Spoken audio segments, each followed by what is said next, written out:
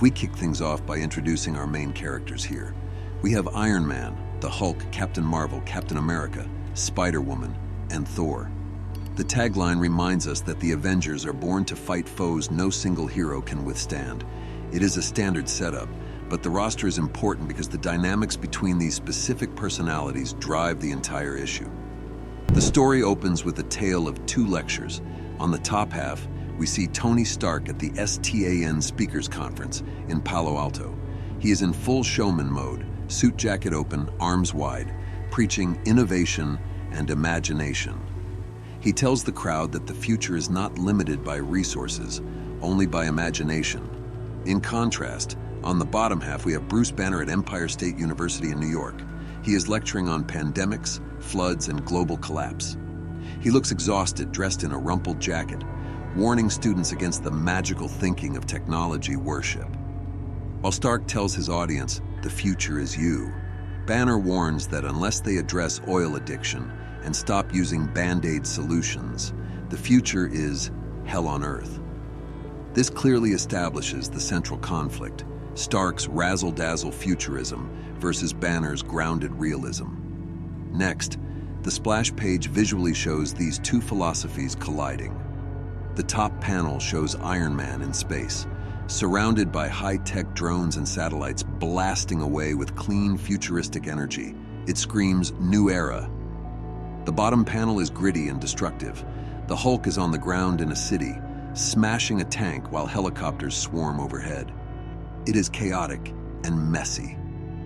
The contrast perfectly visualizes the hero versus monster, or scalpel versus hammer debate that is about to explode in the kitchen. We then move to the domestic setting of Avengers Tower. Captain America is making coffee, and Captain Marvel is prepping food. Tony walks in and congratulates Banner. Banner is confused, and honestly, so is Tony. It turns out Bruce Banner has won the Portent Award from the Future Society of Futurists. Tony is visibly annoyed because futurism is his thing, while Bruce feels bummed because he saw the presentation on YouTube and did not think it was a big deal. The art captures Tony's bruised ego perfectly in this moment. The argument escalates.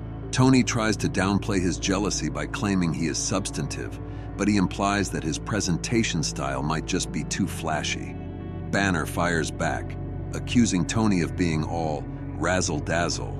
Meanwhile, Steve Rogers and Carol Danvers are just trying to exist in the background, even denying Tony when he says it is a private chat, after he accuses them of interfering in his private conversation with Banner. The pettiness continues in the best way possible. Tony mocks Bruce for drinking pulverized kale, then tries to show off his own award, which looks like a cash register receipt. It is actually a news feed from a new printer gadget he invents. Bruce remains unimpressed and suggests Tony could use it for substantive stuff like horoscopes. Tony, trying to get a reaction out of Bruce, claims ladies love horoscopes, which earns him a sharp glare from Captain Marvel and forces an immediate retraction. The tension eases slightly when Carol brings up an article about an alien lake under Antarctica. We move into the mission briefing. They discuss Lake Vostok, a 20-million-year-old subglacial lake. A Russian team extracts a sample, but now the sample is gone, and a scientist named Sergei Sorokin has disappeared. Both Tony and Bruce know Sorokin and suspect he might be skimming or hiding something.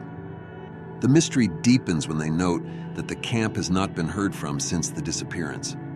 Tony, ever the gambler, bets Bruce $100,000 that his team can find Sergei first. Bruce is appalled, but suggests taking two teams to cover more ground. Tony keeps pushing. He frames the bet as a chance for Bruce to prove his scientific superiority over Tony's crass commercial gadgetry. He even brings up the sore subject of the Illuminati, including Tony shooting Hulk into space. Bruce corrects him with, "You Hulk, whatever." Tony lists his credentials as the second greatest mind of his generation and claims he has saved the world many times. Bruce counters by asking how many times Tony almost destroyed it. The challenge is set: tech and optimism versus raw science and dourness. All three fall silent when Bruce says he is not dour at all, just low-key. The terms are set.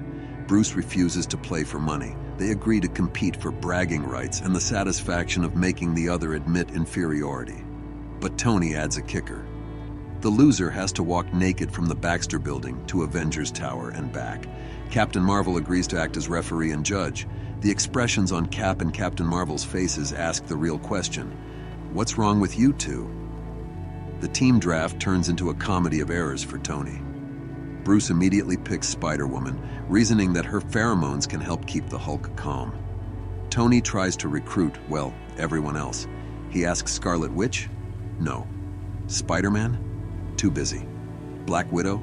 Pfft. Wolverine? A growl.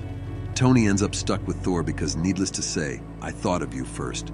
The panel shows Hulk laughing at Tony's rejection. The scene ends with Spider-Woman trying to test her control on Hulk, who simply demands a sandwich. We then get a quick montage of the team's prepping. Spider-Woman is struggling. Her pheromones are not working as intended, and she looks exhausted, dealing with a Hulk who just wants peanut butter. Meanwhile, Tony walks down a hallway with Thor, looking incredibly unsure about his Plan B team composition. Tony tries to smooth things over, lying through his teeth that Thor was his first choice.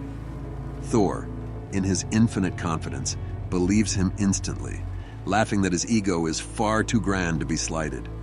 Tony is relieved and rallies Team Tech with a dramatic speech about victory and goats. The teams arrive in Antarctica. It is brutally cold. On Team Hulk, Spider-Woman is shivering violently on Hulk's back, regretting every life choice she has made as she freezes in 18 bazillion degrees below zero. Hulk, naturally, is fine. Meanwhile, Team Iron Man, Tony and Thor, lands at the site. They discover huge tracks in the snow and realize their opponents, or their targets, have already been there and moved on. The tracks are massive, hinting at something far larger than a human. Back at Avengers Tower, the game is being monitored. Tony calls in to gloat that they found tracks. We cut to the kitchen, where Wolverine is burning popcorn in the microwave while watching the mission feed on a digital whiteboard with Spider-Man and Captain Marvel. Spidey mocks the Team Hulk versus Team Iron Man scoreboard. It is a perfect slice-of-life moment, showing what the other Avengers are doing while the big brains argue. Team Iron Man investigates the abandoned camp. It is silent and desolate. Tony points out that the tracks do not make sense for their guy. Suddenly, a motion warning flashes across Tony's HUD. A massive, hulking silhouette rises from the snow behind them. Thor growls, ready for battle. Ambush! The snow explodes as giant fleshy gray monsters burst out and attack. These are not normal creatures. They look like twisted experiments, with gaping maws and distorted bodies. Thor swings Mjolnir, and Iron Man fires repulsor blasts, but they are quickly surrounded. The fight turns ugly. Iron Man blasts one creature directly in the face, only for it to open rows of razor-sharp teeth and whip out writhing tentacles. Back at the tower, Spidey, Wolverine, and Carol watch the feed in disgust. Spidey sums it up with a simple, "you." They try to come up with a theory about what these things are, but mostly they are just horrified. Wolverine offers his expert tactical advice from the couch. Why don't you try hitting them real hard?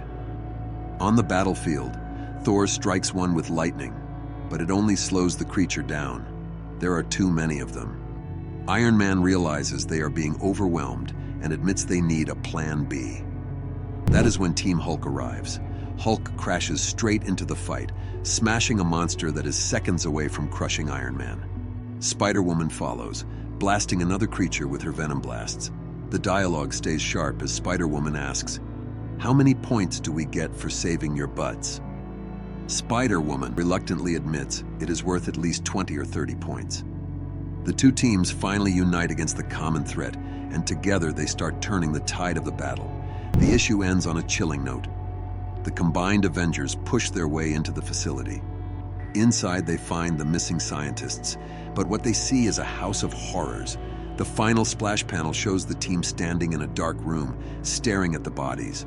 The scientists are frozen, mutated, and clearly experimented on, trapped in different states of agony. The humor of the bet vanishes instantly. Iron Man whispers, "No, no, no, this is not funny at all."